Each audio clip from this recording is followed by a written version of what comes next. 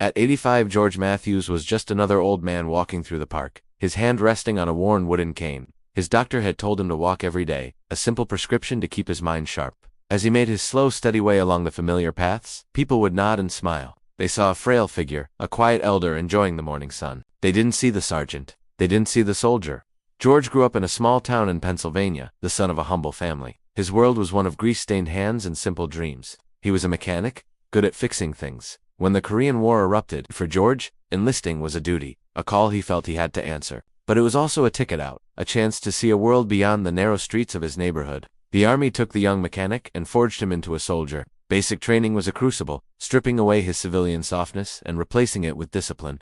He learned to obey orders instantly, to trust men from backgrounds completely alien to his own. He learned that survival depended on the man next to you. Then came Korea. The winter, George would later recall, was the hardest thing he had ever endured. It was a cold that didn't just bite at your skin, it seeped into your bones, a relentless, aching presence that made every movement a painful effort. He remembered the simple, profound acts of survival, sharing a single blanket between three men, passing around a cold can of rations, and sitting together in long, understanding silences. In the midst of the chaos, the noise, and the fear, friendship became their quiet act of defiance. It was a bond forged in shared misery and unspoken understanding. But war takes everything. One foggy dawn, it took his best friend. It was a memory that became a permanent part of him, a wound that never fully healed. Even decades later, he couldn't speak of it without his voice cracking, the pain as fresh as it was that morning. Returning to the United States was a jarring experience. The world he had left behind had kept spinning, and he felt like a stranger in his own home.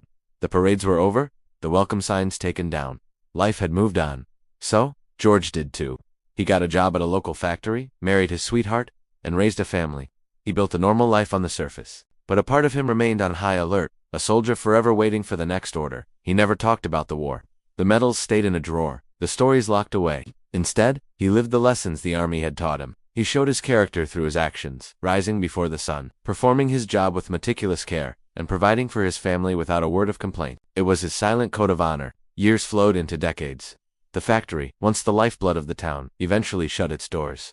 George retired. For the first time since he was a teenager, he had nothing but time. Time to think, time to remember. His daily walks in the park, initially just a doctor's order, transformed into a pilgrimage through his own past. Each step was a moment of reflection, the quiet paths a space to confront the ghosts he had kept at bay for so long. One sunny afternoon, a young boy, no older than 10, approached him on his bench. The boy pointed a small finger at a tarnished pin on George's jacket. It was a small, simple emblem, but it represented a lifetime. "What's that for?" the boy asked with pure curiosity. George hesitated. For decades he had deflected such questions.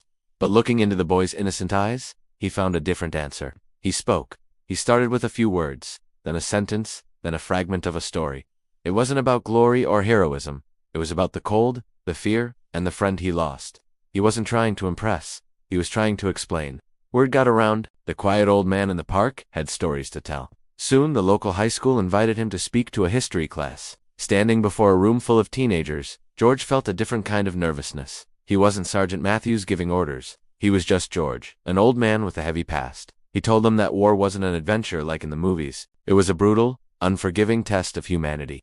He spoke of the incredible bond between soldiers, the concept of sacrifice not for a flag, but for the person next to you. And most importantly, he spoke about the preciousness of peace. The students listened in absolute silence, captivated not by tales of battle, but by the calm, steady voice of a man who had seen humanity at its worst, and still found a way to speak of hope. They were surprised by the tranquility with which he recounted such difficult memories. Later that day, George returned to the park and sat on his usual bench. The afternoon sun was warm on his face. He closed his eyes and took a long, deep breath, the air filling his lungs with the scent of freshly cut grass and damp earth. It had taken him a lifetime, 85 long years, to understand. He finally realized that remembering wasn't a burden to be carried in silence. It was a duty. It was a way to give meaning to the chaos, to honor the lives lost, to ensure that the cost of conflict was never forgotten. A soft smile touched his lips. He had served his country in his youth, there was no doubt about that. But now, in the twilight of his life, he was serving something else, something just as important. He was serving memory, so that others might never forget. Thank you for watching. If stories like George's move you, please consider subscribing to our channel and sharing this video. It's through remembering these quiet heroes that we keep their legacy alive.